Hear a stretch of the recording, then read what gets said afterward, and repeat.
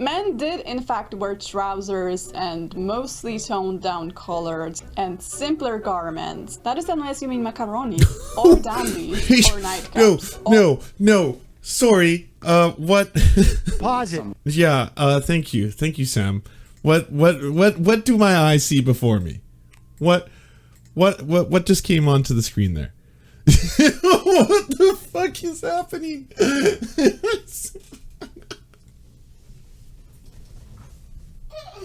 Oh, he looks like a barb dildo. It's a fucking dildo. He looks like a barbarous dildo.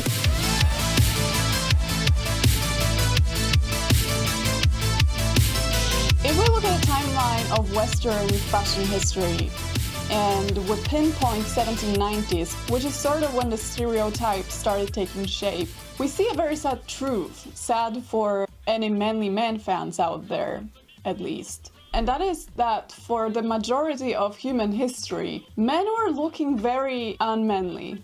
Let's take 1400s for example, the very manly age of honorable and brave knights and wise kings, the age of men wearing sensible, toned down, respectable clothing. Wait, what is that? Oh my god, what is that? Oh my god! What is that? What? I didn't do anything. Whoa, what?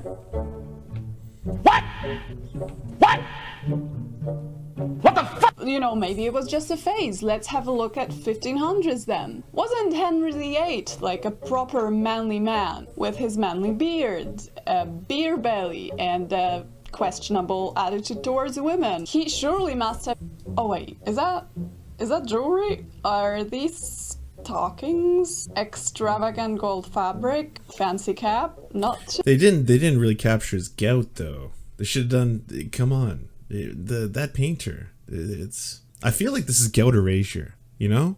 And I'm not here for it. Come on. Not in this day and age. Not in 2020. We're not having gout erasure. Well, at least this decorative codpiece accentuating his manly genitalia must surely feel manly enough to the manly men fans. True, Nine Tails. In 17th century, high heels finally became a thing and women got crazy over them. They were wearing them all that time. Psych! They were actually originally men's shoes and women wearing heels were considered manly and... Psych! But wait, I hear you saying, wait. But what about red lipstick? Isn't that supposed to denote sexuality? And isn't that why women wear it? So that we can turn into rape monsters in the workplace? Because that's what women want to be surrounded by, is rape monsters that sound like lobsters? Some men actually complained about women stealing their ultimate attribute of manliness, which was high-heeled shoes. The OG high heels also had a red bottom, which nowadays can be found in the manliest of all shoes, the Louis Vuitton heels. But at least they didn't put too much care in their hair as men nowadays with all the gel and... Oh wait, when ladies put their hair in simple modest buns and covered it with caps, men went feral with their gorgeous voluminous locks. Understandably, a lot of them was not born with a gorgeous shampoo commercial mane, so they wore wigs back when women didn't, because it made them look a lot like a man. Yeah, not to mention the powder. Oh, how can we forget the powder? I mean, y'all think y'all seen white people? Everyone's like, oh yeah, white people are out of control right now. No. You don't know white people. They were actually putting fucking mercury on their skin. Yeah, poison. They were poisoning their faces to get more white. Oh my, yes. But it was in vogue. It was in vogue, you see. Oh yes. No. It's quite becoming, you know. If you want to be a darling aristocrat of the chosen people, of God's chosen people, and own a few slaves, it's totally becoming for you to put a little bit of powder on one's skin, a little bit of mercury on one's skin, you know. It's a sign of the times, I always say. Next is 18th century, though I'm worried you might not like it either. Not only did men wear stockings for the most of it, they also were covered almost head to toe with embroidery, often floral, and lots of lace. Did they powder their hair? Hell yeah. Did they style it in neat rolls and ponytails? Hell yeah. Did they obsess over the most luxurious silks for their outfits? You guessed it, they so did. Colors, bold. Makeup, subtle. Hotel, Versailles. That was so stupid, I'm sorry. True, late 18th century And 19th century fashion is another story. And men did in fact wear trousers and mostly toned down colors and simpler garments. That is unless you mean macaronis or dandies or nightcaps. No. Sorry. What? Pause it. Yeah. Thank you, Sam. What do my eyes see before me? What just came onto the screen there? What the fuck is happening?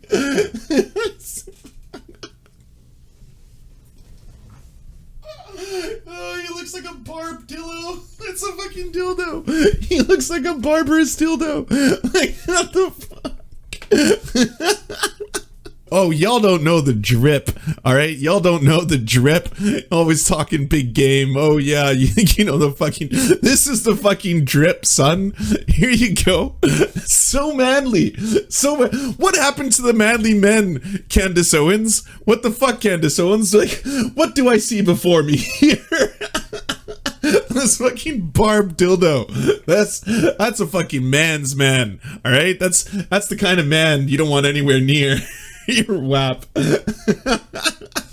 Or crazily patterned waistcoats, or fashionable jackets with nipped waists, corsets to make you fit in those jackets, straight up ballet flats with bows, fancy neckties, stockings for evening wear, leather boots, extravagant capes. Oh, there was that powder I was talking about. Hold on.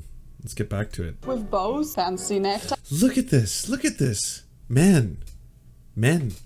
We used to have the makeup game down. Look at this, like a whitely mercury powder, and then some rouge to accentuate the cheeks. And like, this would be great. I mean, if you wake up in the morning, you've had a really tough night out, you could accentuate your features as a man. And we don't have that power anymore, you know?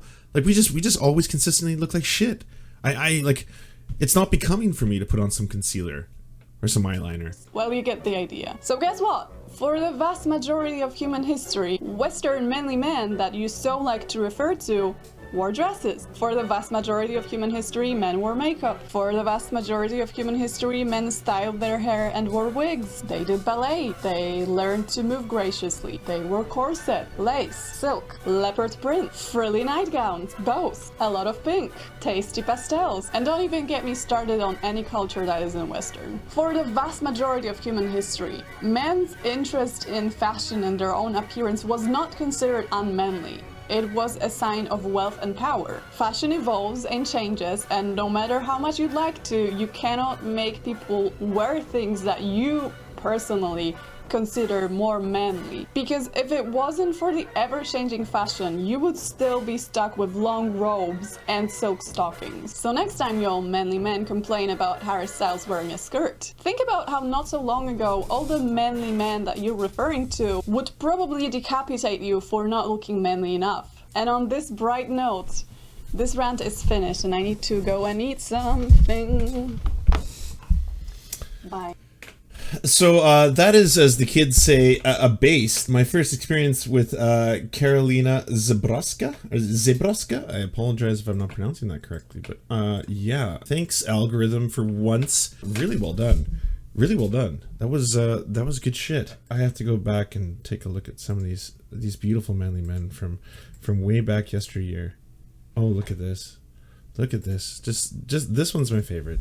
I think of all of them, this one just is so far beyond. Oops, sorry. Beautiful. Look at this. Look at this. Oh, hello, father. This is ridiculous. This is absolutely ridiculous. I can't believe this was the thing. I can't believe it.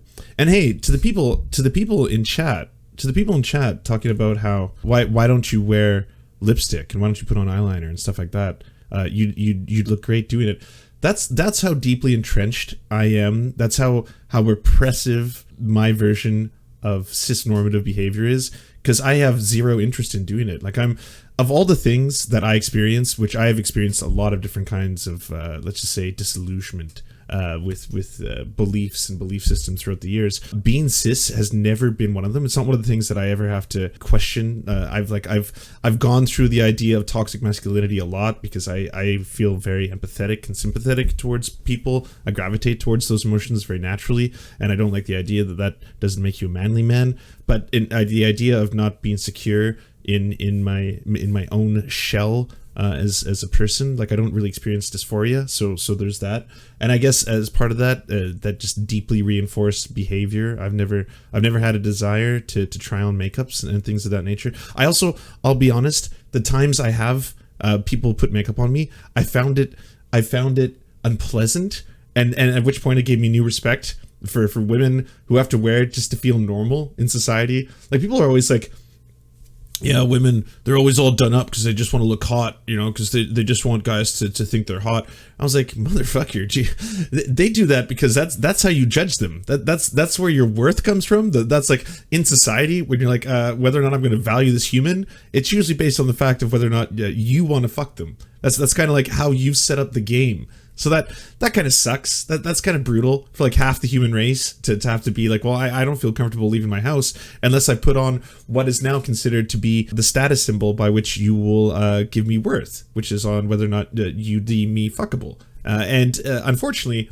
that's not permanent because time is fleeting and age catches up with all of us. It catches up to men just as much, but the hierarchy is a little bit changed in that game, so they don't care as much.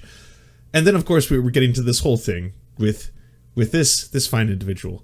Like, I love that speech. I love that entire sequence because you go through this and you go through the history of what is manliness, what has been the manly man, especially historically when these individuals, like this probably was one of the people who was espousing the virtues of the master race, right? Talking about how, well, yes, I don't want to own slaves, but at the same time, there's a hierarchy of the races, the whites being at the top, and as you can tell, this be the master race, and this is what we do. So we're gonna have to again subjugate you to years and years of horrifying repression.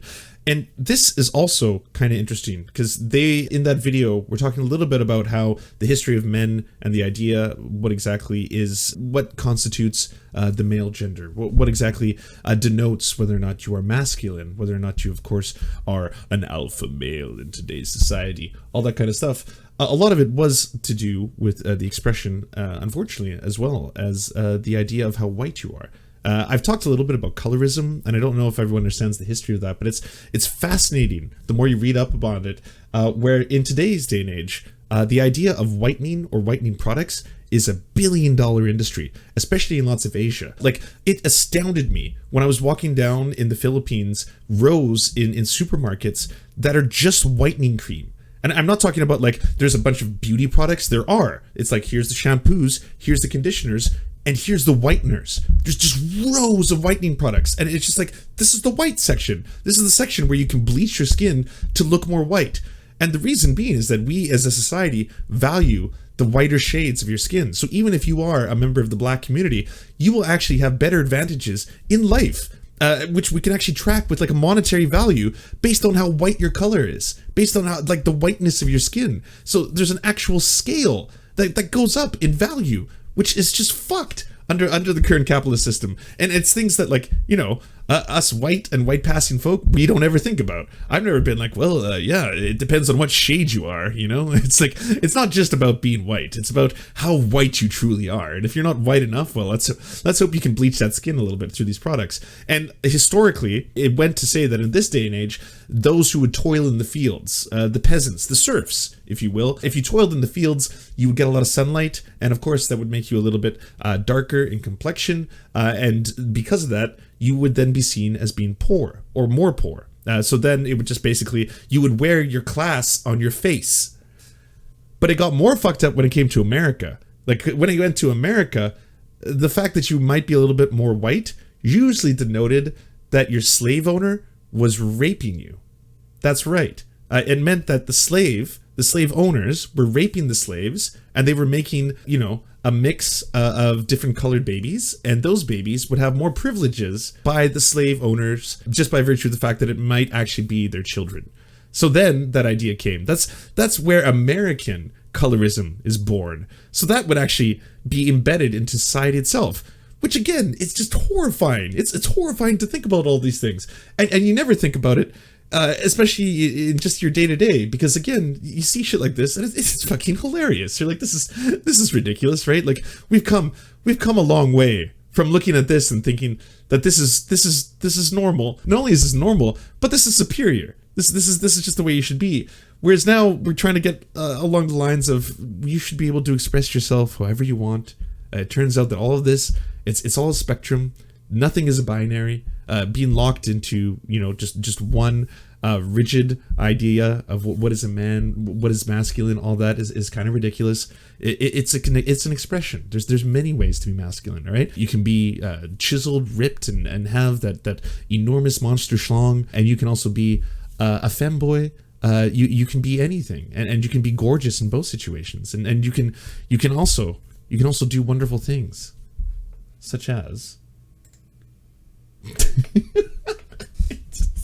I'm sorry, I can't get over these.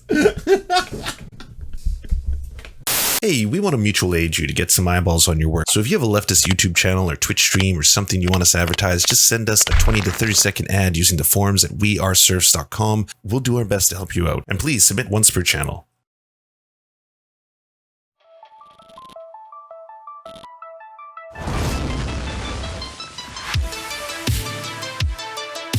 To our gods, I'm Wrath, and Xander Coordinates. We shall build temples in your honor.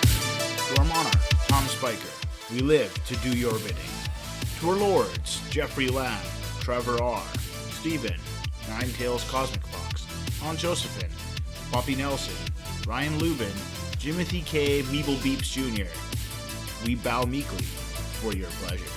And to our Knights of the Round Table, Josh Mickelson, Dylan Veit, Zach Christensen, Todd Buckingham, Todd Lajeunesse, Political Puppy, Ali Menthal, Jimmy Big Nuts, Andreas Chitoro, Good Poon Hates Cops, That's Solid Poon Then, Dr. Zayas, Joppy, Violent Orchard, Sophie Baby, Jack Darko, Thomas Barretton, J. Fraser Cartwright, Goofalankius, Melissa Murphy, Nicholas Marks, Alexander Thaler, Ramon Acosta, and Ali Retta Jaffer. We salute you. Love you all. Peace.